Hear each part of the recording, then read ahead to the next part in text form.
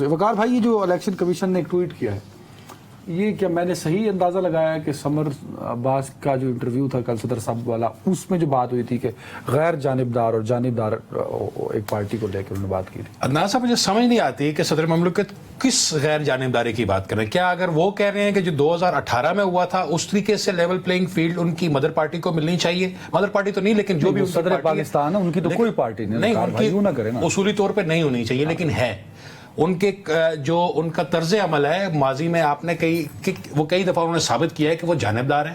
ان کا جھکاؤ P T I کی طرف ہے. قطع کلامی کی معافی چاہتے ہوئے آپ بھول رہے ہیں عمر ایوب صاحب جو سیکرٹری جنرل ہے پی ٹی آئی، انہوں نے صدر کو خط لکھا ہے. اگر وقار ستی بھی صدر پاکستان ہوتا تو صدر مملکت کو سینکڑوں خطوط اور بھی لوگ لکھتے ہیں.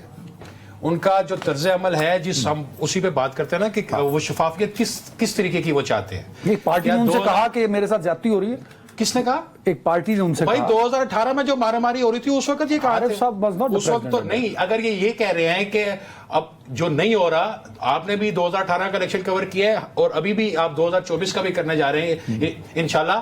جو واضح چیز لوگوں کو بتانی اور عوام کو بتانی چاہیے کہ لوگوں کی آرم ٹویسٹنگ وہ کر کے شامل کروایا جا رہا تھا، پٹے پہنائے جا رہے تھے. اس دفعہ کوئی ہوا ہے؟ ایون کہ میری کسی پارٹی سے کوئی ہمدردی نہیں ہے. کیا مسلم لیگ نون میں یا جو بھی اور کسی جماعت میں وہ کوئی گیا ہے؟ بالکل نہیں گیا. اور اگر کوئی یہ سمجھتا ہے کہ جو 3 مرحلوں میں دھاندلی ہوئی تھی پہلے اور اس کو زبردستی کا ایک ہائبرڈ رجیم بنا کے دیا گیا تھا ان کی پارٹی کو، اب وہ کسی پارٹی کے ساتھ نہیں ہوگا. اور کوئی پارٹی بھی یہ توقع نہ رکھے. Let's be fair. آپ بڑے عرصے سے پارلیمان کو کور کر رہے ہیں اور آپ کا ایک بڑا ایکسپیرینس ہے. صدر پاکستان، آپ یہ مطلب مجھے یہ فیل ہو رہا ہے کہ آپ یہ کہہ رہے ہیں کہ صدر پاکستان اپنا عہدہ تحریک انصاف کے لیے استعمال کر رہے ہیں. یہ صرف میں نہیں کہہ رہا، یہ آپ کی پارلیمان بھی کہہ چکی ہے.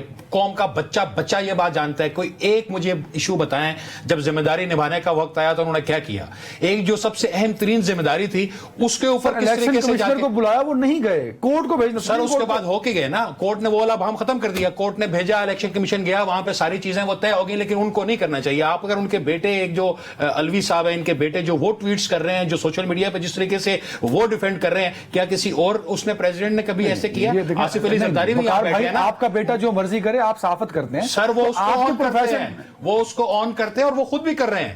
چلو بیٹے کو چھوڑ دیں، وہ خود بھی کر رہے ہیں یہ چیز. حالانکہ سپریم کورٹ کی واضح ڈائریکشن ہے، یہ ان کے آرڈر میں ہے. احسان صاحب یہ بات بتائیں گے کہ کسی نے اس معاملے کو نہیں چھیڑنا، لیکن وہ اثر انداز ہونے کی کوشش کر رہے ہیں. اور وہ دبے الفاظ میں یہ کہہ رہے ہیں کہ دوبارہ سے 2018 والے معاملات اور اس طریقے کی جو ہے ان کو کوئی لیول پلینگ فیلڈ چاہیے جو نہیں ملے گی.